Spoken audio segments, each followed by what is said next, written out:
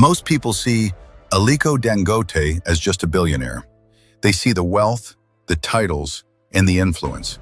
But if you look closer, Dangote isn't just running a business. He's running something far colder, a sequence that works whether the economy cooperates or not.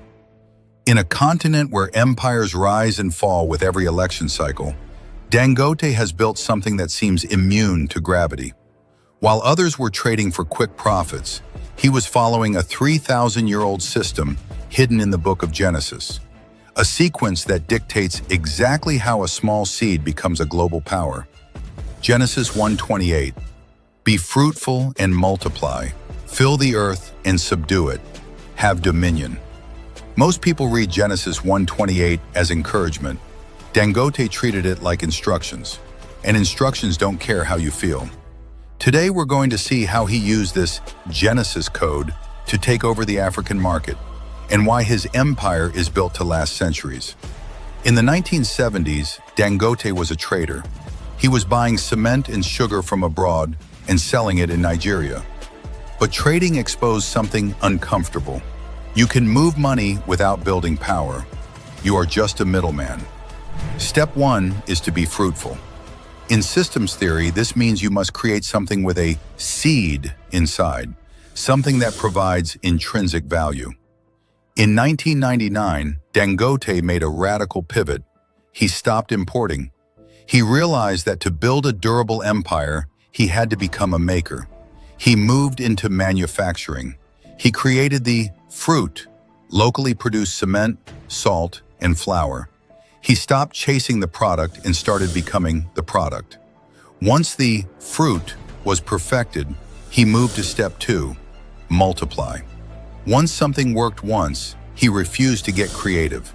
He repeated it until it stopped being impressive and started being dangerous. He built the largest cement plant in sub-Saharan Africa. Then he replicated that model in 10 other countries. He turned his production into a repeatable machine. But then comes step 3, fill the earth. This is where most African businesses die quietly, not because they are bad, but because they never occupy space. They can make the product, but they can't get it to the people. Dangote understood that filling is a matter of presence. He built a private army of over 12,000 trucks. He didn't wait for the market to come to him. He filled the roads until his brand became the wallpaper of the Nigerian economy. If you are building a house in West Africa, you aren't just buying cement. You are standing in the middle of a filled territory. Now this is the most difficult part. Step 4, subdue the earth. At this stage, growth stops being the main problem. Stability becomes the problem. Once a business reaches scale, the question changes from, how do we grow faster, to, what can shut this down? In Hebrew, subdue means to bring order to chaos. Nigeria is a difficult place to do business. The power goes out. The ports are congested. The roads are broken. Most entrepreneurs complain here. Dangote redesigns reality by not just subduing the Nigeria market alone, but subduing the entire West African market. He didn't wait for the government to provide power. He built his own power plants.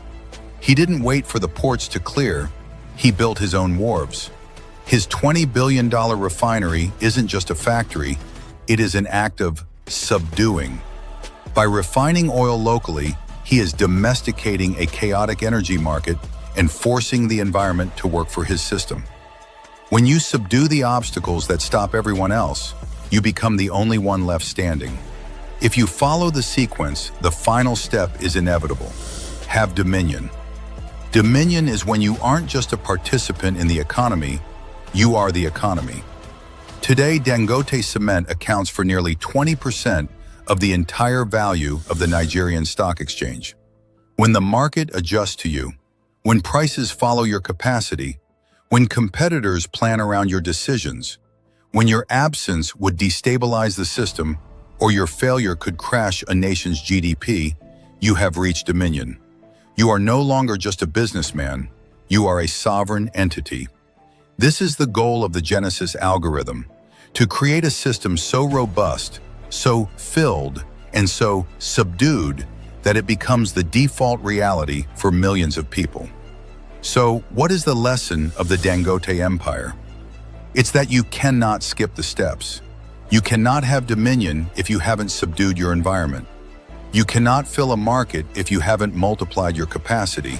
And you cannot multiply if you haven't first been fruitful and created real, tangible value. Aliko Dangote didn't just get lucky.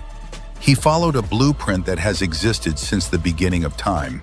The question is, which step are you on in your own empire? The real question isn't where you want to be. It's which step you're skipping. Because effort doesn't fix disorder, and belief doesn't override structure. This channel exists for people who want clarity, not motivation or shortcut. If you're building something that needs to last, subscribe. Not to be inspired, but to understand the rules you're already playing under.